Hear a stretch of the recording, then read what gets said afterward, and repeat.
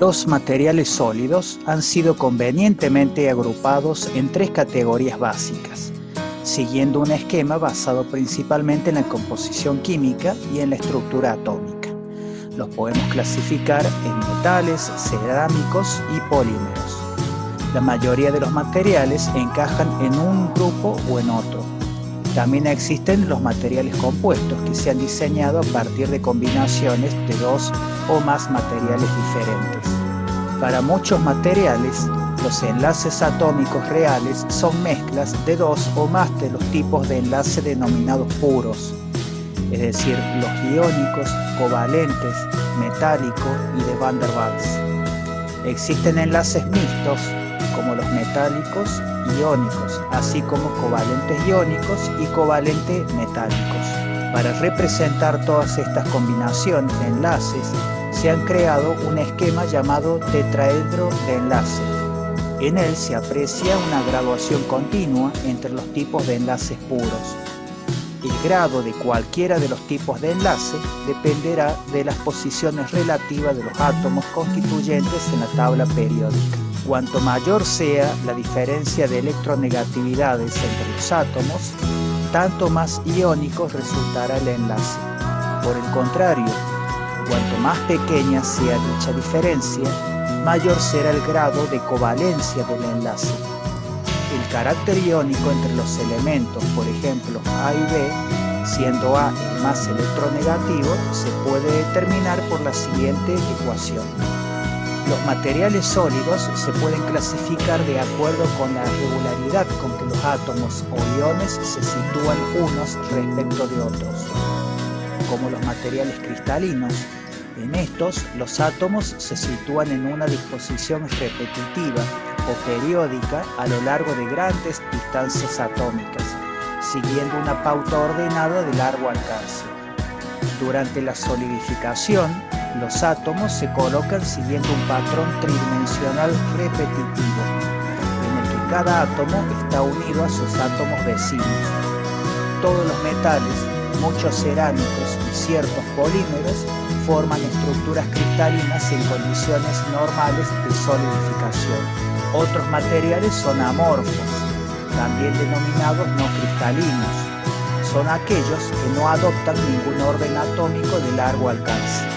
Las propiedades de cualquier material se determinan por su estructura en 4 niveles diferentes.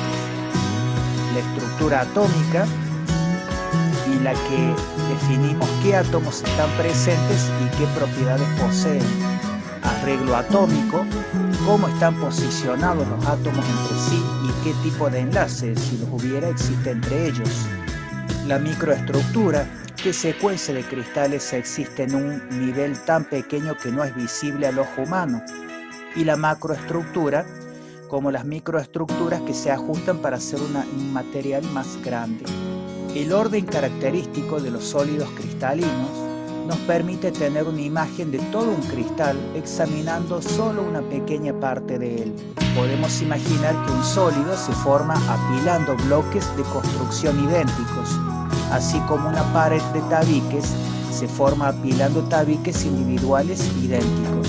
La unidad de repetición de un sólido, el tabique cristalino, se denomina celda unitaria. Un ejemplo bidimensional sencillo aparece en la hoja de papel tapiz que se muestra en esta figura.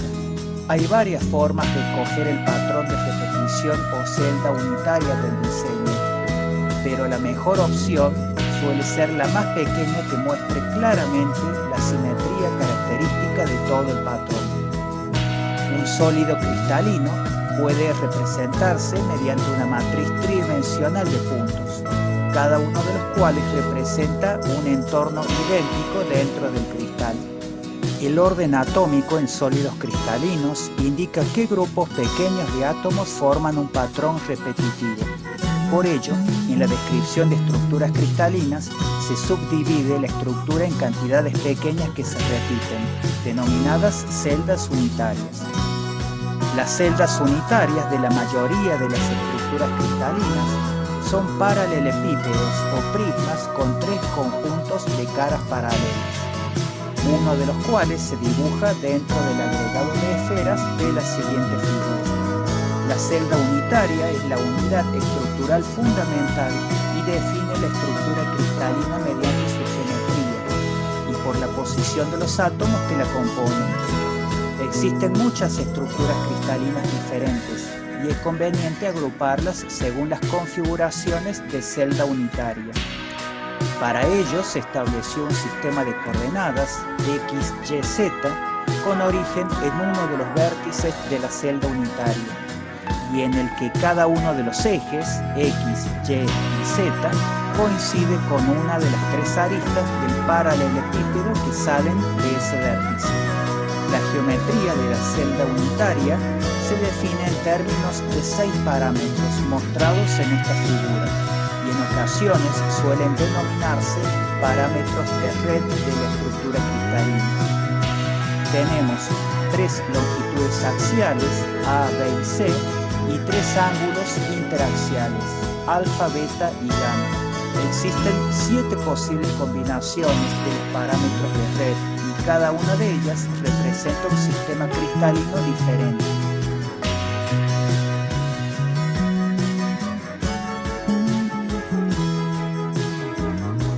Las redes de Bravais son una disposición infinita de puntos discretos cuya estructura es invariante bajo ciertos grupos de traslaciones.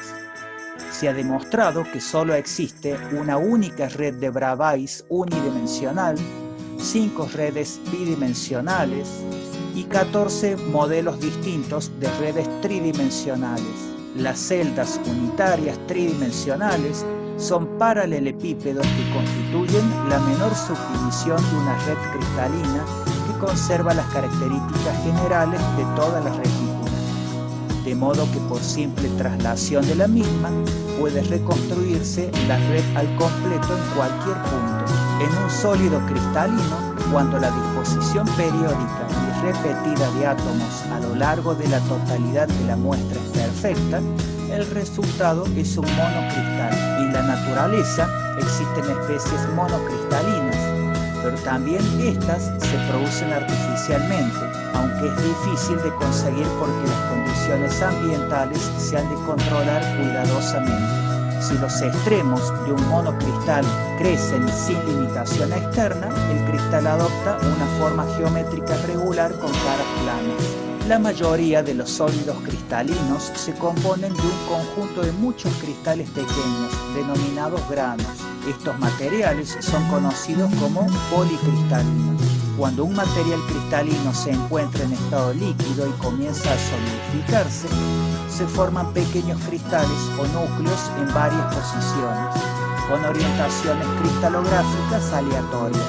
Los granos pequeños crecen por la sucesiva adición de átomos desde el líquido circundante.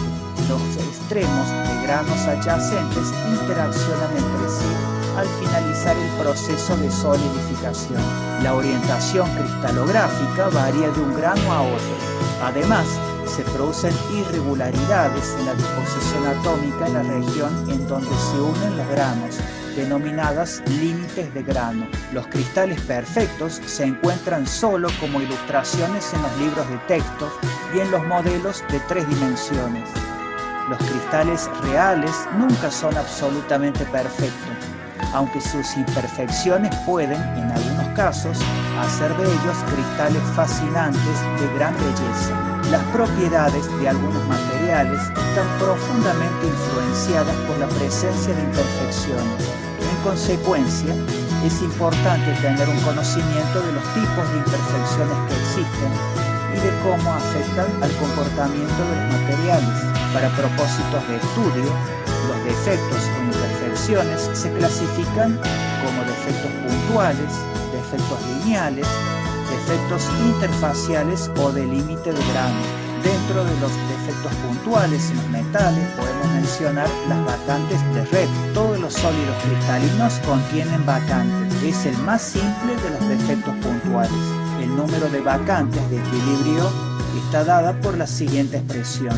Otro defecto puntual es el defecto autointersticial. Este se forma cuando un átomo del cristal se coloca en un lugar intersticial de la red, que es un pequeño vacío que ordinariamente no está ocupado. Un defecto autointersticial introduce distorsiones en las redes relativamente grandes, porque el átomo es sustancialmente mayor que la posición intersticial en la que se sitúa. Su ocurrencia no es muy probable. En los materiales cerámicos podemos encontrar defectos del tipo de vacantes de red, intersticiales, defectos Frenkel, defectos Choquy. Si no existen otros defectos como los ya mencionados, podemos decir que el material es estequiométrico. Esto significa que la relación entre la cantidad de cationes y de aniones es constante y es el esperado según su fórmula química. Por ejemplo, el cloruro de sodio. También podemos encontrar los compuestos cerámicos no estequiométricos, en los cuales pueden encontrarse vacancias. Estas ocurren en algunos cerámicos si existen dos estados de valencia para alguno de los iones presentes.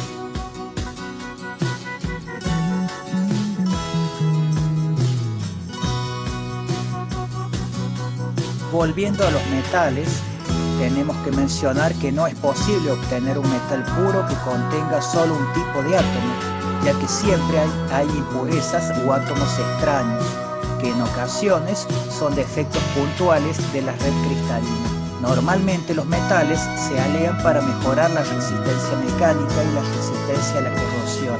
La adición de átomos de impurezas a un metal conduce a la formación de una disolución sólida o una nueva segunda fase. Una disolución sólida se forma cuando, al adicionar átomos de soluto al disolvente, la estructura cristalina se mantiene y no se forman nuevas estructuras ni fases. En las disoluciones sólidas aparecen defectos puntuales debido a las impurezas. Estos pueden ser defectos sustitucionales o defectos intersticiales. Para los metales con estructuras cristalinas del tipo de cúbico, caras centradas, o cúbicos de huecos centrados, hay dos tipos de huecos intersticiales que se distinguen por el número de átomos vecinos más próximos, es decir, por el número de coordinación. Los huecos tetraédricos tienen un número de coordinación de 4, de manera que las líneas rectas trazadas desde los centros de los átomos vecinos del disolvente forman un tetraedro de 4 lados. Por otro lado, para los huecos octaédricos, el número de coordinación es de 6, y cuando se unen los centros de estos 6 átomos, se genera un octaedro. Al igual que en los metales, en los materiales cerámicos, los átomos de impurezas pueden formar disoluciones sólidas también, y en ellas podemos encontrar defectos del tipo sustitucional o intersticial. El concepto de defecto puntual en los polímeros es diferente que en los metales y cerámicos, como consecuencia de la estructura de macromoléculas encadenadas y de la naturaleza del estado cristalino de los polímeros. En las regiones cristalinas de los polímeros se han observado defectos puntuales similares a los encontrados en los metales, incluyendo vacantes y átomos e iones intersticiales. Los defectos encontrados en lamelas poliméricas pueden ser extremos de las cadenas, vacancias en los finales de cadena, segmentos de cadena que emergen del cristal, bucles de cadena, dislocaciones helicoidales, átomos o iones que se incorporan en los intersticios de la estructura molecular, etc. Considerando ahora los defectos lineales, podemos mencionar la dislocación de cuña, dislocación helicoidal y la dislocación mixta.